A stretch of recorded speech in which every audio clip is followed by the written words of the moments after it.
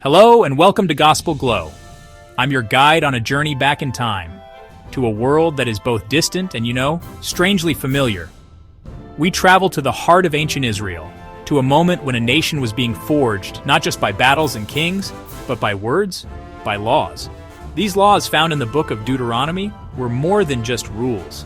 They were the very threads of the social fabric, weaving together a community with a shared sense of purpose and a common understanding of the divine.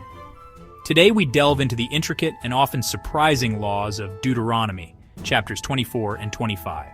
These passages are a window into the soul of a people, revealing their deepest values, their struggles, and their aspirations. They speak of marriage and divorce, of war and peace, of debt and dignity, of how to treat the vulnerable among them, both human and animal. What can these ancient codes of conduct teach us about justice, compassion, and the enduring human quest for a moral life? Join me as we explore these profound questions. Before we begin our exploration, if you find this journey enlightening, please consider liking this video, sharing it with others who seek understanding, and subscribing to Gospel Glow for more deep dives into the stories that have shaped our world. For our global audience, please know that subtitles are available in English, so you can follow every step of our path together. Now let us open the scroll and read the words that have echoed through millennia. Marriage in any society is a cornerstone. It is a promise, a contract, an institution that shapes families and futures. In ancient Israel, this was no different, but what happens when that cornerstone cracks? Deuteronomy 24 addresses this profound reality with a law that, for its time, was remarkably nuanced. It lays out a procedure for divorce, not as an encouragement, but as a recognition of human fallibility and the need for a structured, dignified separation when a union could no longer hold. The law begins with a man finding some indecency in his wife. This term is broad, a subject of debate for centuries of scholars. Was it adultery or something less severe? Whatever the specific cause, the law required a formal process.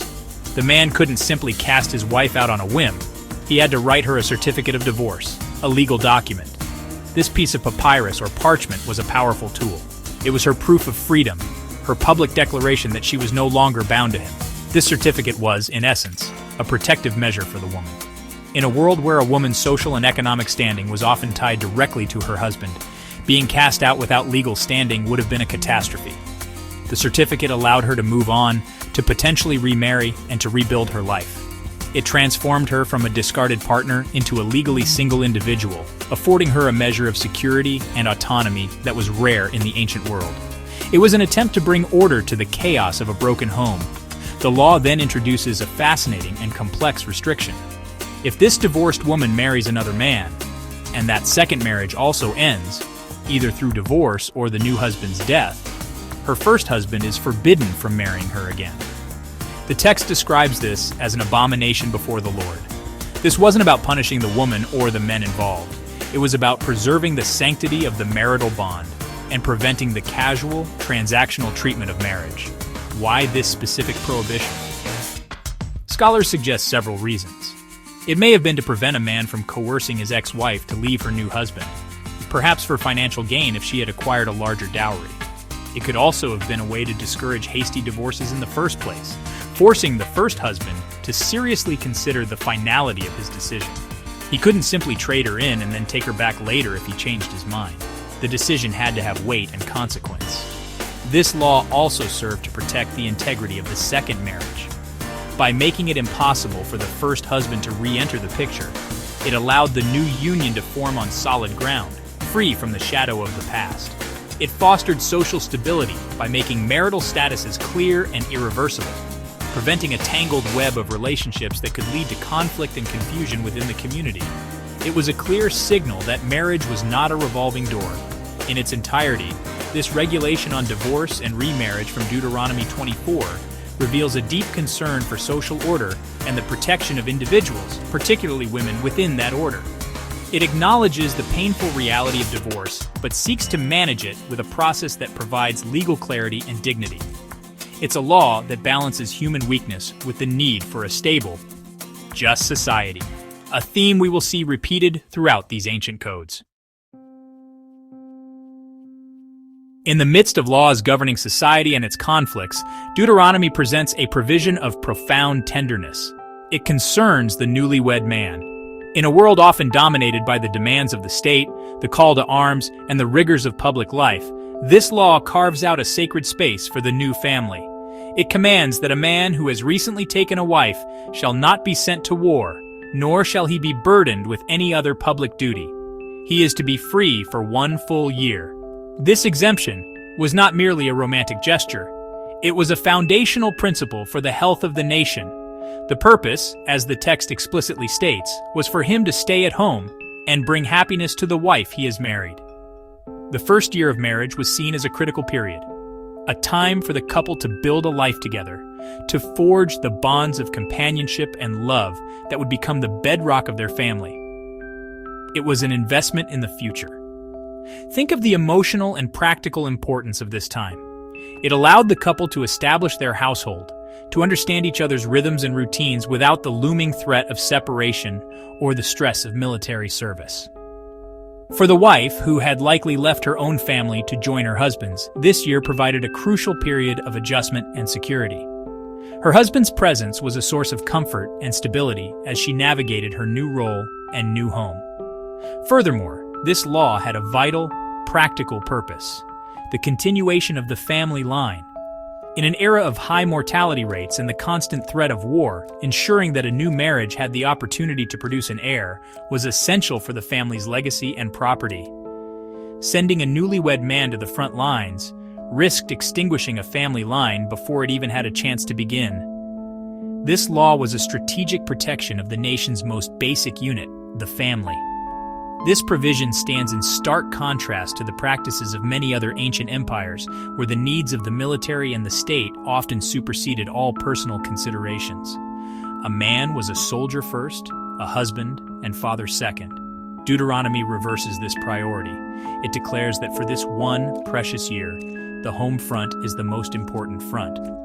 The strength of the nation, it implies, is not built solely on its armies, but on the strength and happiness of its families.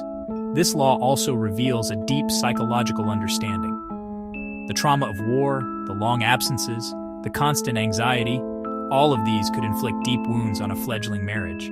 By shielding the new couple from these pressures, the law gave their union the best possible chance to flourish. It allowed love, not fear, to be the dominant emotion in their first year together. It was a proactive measure to cultivate joy and resilience. In this simple verse, we see a profound statement about what a society chooses to value. Israel was choosing to value the home. It was choosing to invest in the emotional and relational health of its people. This law about a newlywed man's exemption from service is not just a military deferment. It is a testament to the belief that a happy home is a sacred space, worthy of protection by the highest law in the land. Debt. It is a reality as old as civilization itself. And how a society treats its debtors, its most financially vulnerable, is a powerful measure of its moral character. Deuteronomy 24 contains a series of laws that address this relationship, not as a simple business transaction, but as a matter of justice and human dignity. These laws are a powerful call for compassion, ensuring that the desperation of the poor is not exploited by the powerful. One of the most striking laws concerns the collateral for a loan. The text forbids a creditor from taking a mill or an upper millstone as a pledge. Why this specific item? Because a millstone was not just an object. It was the essential tool for grinding grain into flour. It was the means by which a family prepared its daily bread. To take a family's millstone was, as the scripture says, to take a life as a pledge. It was to deprive them of their very means of survival. This law established a critical principle. There are some things so fundamental to a person's life and livelihood that they are beyond the reach of a creditor. It puts a boundary around human dignity. A debt could not be collected at the cost of starvation. This wasn't about canceling the debt, but about ensuring the collection process was humane, recognizing that the debtor was a person, a life, not just a line on a ledger. The law continues with instructions on how a creditor should collect a pledge. The creditor is forbidden from storming into the debtor's house to seize an item. Instead, he must stand outside and wait for the debtor to bring the pledge out to him. This may seem like a small detail of etiquette, but its implication is profound.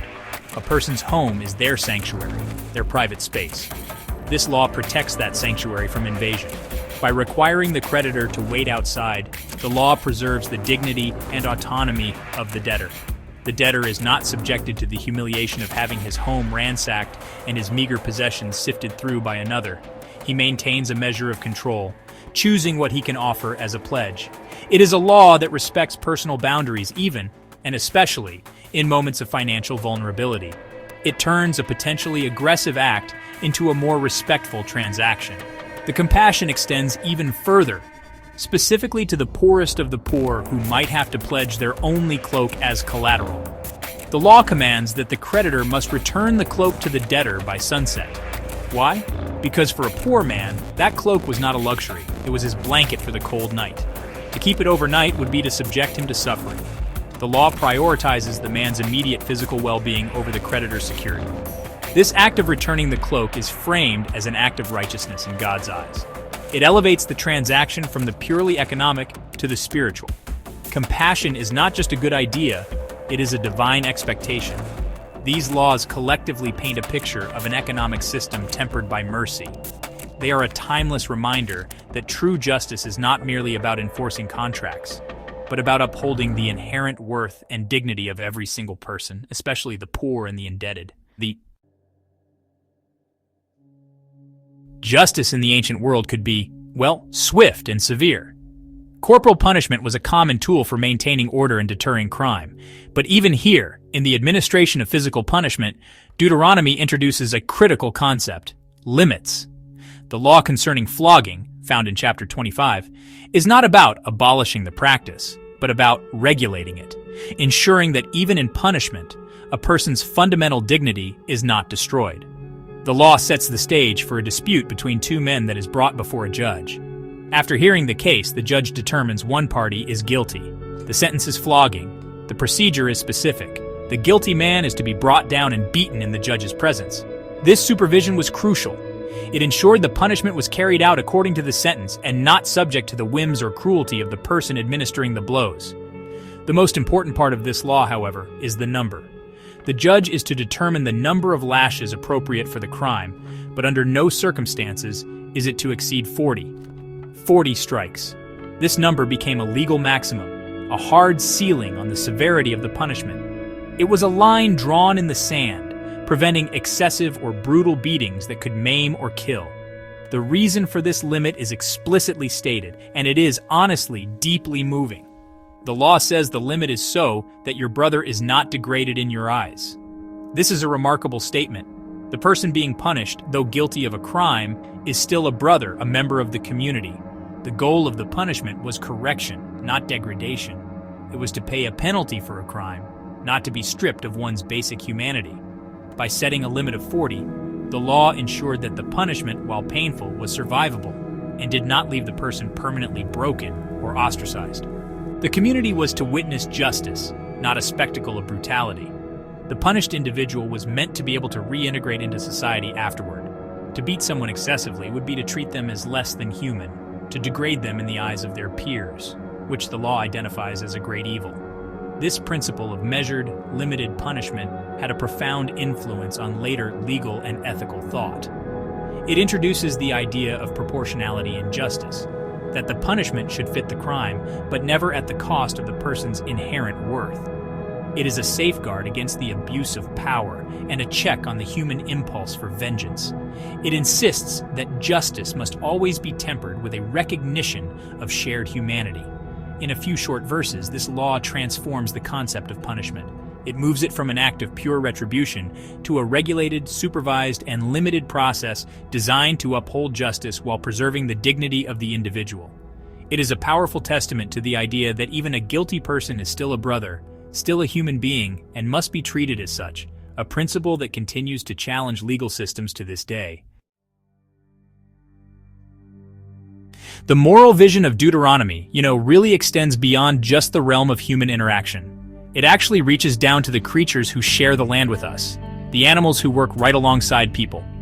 In a simple, almost poetic verse in chapter 25, we find a law that speaks volumes about compassion and fairness. You shall not muzzle an ox when it treads out the grain. This small injunction, honestly, carries immense weight. Treading out the grain was hard work. Oxen would be yoked together and driven in circles over sheaves of wheat or barley on a threshing floor. Their heavy hooves would separate the edible grain from the stalk and husk. It was a vital part of the harvest, the process that turned a crop into food. The oxen were the living engines of this process, their labor essential for the community's survival. To muzzle the ox while it worked would be an act of calculated cruelty. The animal would be surrounded by the very food its labor was producing, yet it would be prevented from eating any of it. It would smell the grain, feel it under its feet, but be unable to satisfy its own hunger. The law forbids this. It insists that the creature performing the work has a right to partake in the fruits of its labor. This law is a fundamental statement of equity. It recognizes the contribution of the working animal and affords it a basic right. It's a rejection of pure exploitation. The ox is not merely a tool, like a hammer or a plow, to be used and put away. It is a living, breathing creature with needs, and those needs must be respected, even in the midst of its service to humans. The principle embedded in this law has echoed through centuries. The Apostle Paul would later quote this very verse in the New Testament, not once but twice, applying it metaphorically to argue that human laborers, particularly those who work in spiritual service, deserve to be supported by the community they serve. The principle is universal. The laborer is worthy of his hire, whether that laborer is an ox or a person. This concern for animal welfare is not an isolated case in the Hebrew laws. Other regulations forbid yoking an ox and a donkey together, as their different strengths and gaits would cause hardship for both. The Sabbath laws, which command a day of rest, explicitly include domestic animals. They too were to cease from their labor and be given rest. This was a holistic vision of a community at peace, where rest and sustenance were extended to all its members, human and animal alike. The unmuzzled ox on the threshing floor becomes a powerful symbol. It represents a worldview where power, in this case human power over an animal, comes with responsibility. It is a call to generosity and a prohibition against petty cruelty. It teaches that a just and righteous society is one that shows kindness not only to the weak and vulnerable among its own species, but to all the creatures entrusted to its care. In the ancient world, a woman without a husband or a son was in a position of extreme vulnerability. Her social standing, her economic security, and her place in the community were all, well, precarious. The law of levirate marriage, as detailed in Deuteronomy 25, is a remarkable social institution designed to address this very problem, providing a safety net for widows and preserving the continuity of the family. The law applies to a specific situation. If a man dies without having a son, his widow is not to marry a stranger outside the family. Instead, her husband's brother has a duty to marry her. This brother-in-law, or levir in Latin, would step into his deceased brother's role. This was not primarily about romance or personal choice, it was a solemn social and familial obligation. The purpose of this union was twofold. First and foremost, it was to provide an heir for the deceased brother. The first son born to the widow and her new husband would be legally considered the son of the dead man. He would carry on his name, his legacy, and crucially, inherit his property. This ensured that the deceased man's name would not be blotted out of Israel. A family line would not simply vanish because of an untimely death. Second, and equally important, this practice provided for the widow. By marrying her brother-in-law, she remained within the protective circle of her husband's family. She was not cast out to fend for herself, which could mean a life of poverty or destitution. She retained her status, her home, and her connection to the family land. The levirate marriage was her source of security and hope in a time of profound loss. But what if the brother-in-law refused? The law recognized this possibility and provided a public ceremony to address it. The widow could go to the elders at the city gate, the center of legal and civic life, and state her case. The elders would summon the brother and reason with him. If he persisted in his refusal, saying, "I do not want to take her," a ritual of public shaming would take place.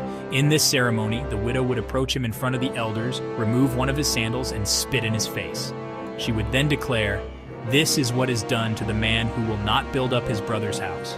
From then on, his family would be known in Israel as the house of him whose sandal was removed. This public disgrace was a powerful social deterrent, underscoring the seriousness of the duty he had shirked. This entire institution, from the marriage obligation to the ceremony of the sandal, reveals a community deeply invested in its own continuity and the welfare of its members. It is a complex system that balances individual desires with collective responsibility. It seeks to mend the tear in the social fabric caused by death, to care for the widow, and to ensure that no family name is forgotten. It is a testament to a society that saw itself as an interconnected web of kinship and duty. The laws of Deuteronomy, often deal with grand themes of justice, worship, and community, but they also zoom in on very specific, visceral human interactions. The law found in Deuteronomy 25, verses 11 and 12, is one such case. It is stark, graphic, and for a modern reader, perhaps shocking. It addresses a particular act of violence during a fight and prescribes a severe and uncompromising penalty. The scenario is this. Two men are fighting. The wife of one of the men, in an attempt to rescue her husband, intervenes. But her intervention crosses a line. She reaches out and grabs the genitals of the man fighting her husband. The text is unambiguous about the act. It is a desperate but deeply dishonorable way to gain an advantage in a physical conflict. This act is seen as a profound violation. It targets a part of the body associated with life, with posterity, with manhood itself. In the cultural context of ancient Israel, where lineage and the ability to have children were of paramount importance, such an act was not just a low blow in a fight. It was an attack on the very future of the man and his family line. It was an act of humiliation and potential emasculation. The punishment prescribed by the law is as direct and severe as the offense. You shall cut off her hand. There is no room for negotiation or lesser penalties. The text adds a chillingly clear instruction. Your eye shall not pity her. This command to suppress pity underscores the gravity with which this particular act was viewed. The law demanded a strict, unswerving response. Why such a harsh penalty? It serves as a powerful deterrent. It establishes an absolute boundary in physical conflict. It says that even in the heat of a fight, even when trying to defend a loved one, there are lines that cannot be crossed. It protects the physical integrity of individuals in a way that is both symbolic and brutally practical. The punishment is designed to be unforgettable, a lesson for the entire community. This law, while difficult for us to read today, reflects a society that is trying to regulate violence and maintain a certain code of conduct, even in the midst of chaos. It is about personal boundaries and the sanctity of the body. The hand that committed the dishonorable act is the hand that is forfeit. The punishment is a form of lex talionis, or an eye for an eye, applied with a stark and visceral logic. While the specifics of the law may be tied to its ancient context, the underlying principle resonates. It is a law about consequences. It teaches that actions, especially those that violate the dignity and physical being of another, are not without a cost. In its own severe way, it is a call for a certain kind of honor and restraint. A final, sharp-edged reminder in these chapters that justice, in all its forms, was the bedrock of this ancient society. Our journey through the laws of Deuteronomy 24 and 25 comes to a close. We have walked through the complexities of marriage, the tenderness of a new home, the demands of compassion for the poor, and the strict boundaries of justice. These laws, written thousands of years ago, are more than historical curiosities. They are a profound reflection of the human struggle to build a society that is both orderly and merciful, a community that balances the needs of the individual with the good of the whole. From the unmuzzled ox to the widow's hope, these ancient codes reveal a deep concern for the vulnerable and a desire to infuse everyday life with a sense of the sacred. They challenge us to think about our own laws, our own communities, and our own responsibilities to one another. What does justice look like for us today? How do we show compassion to those on the margins? The questions raised by Deuteronomy still echo in our world, inviting us to continue the conversation. Thank you for joining us on Gospel Glow for this exploration of ancient justice and compassion. If this video has given you a new perspective or sparked your curiosity, please show your support by liking, sharing, and subscribing. Your engagement helps us continue to bring these timeless stories to light. And remember, for accessibility, subtitles are available in English. Until we meet again, may you walk in wisdom and understanding.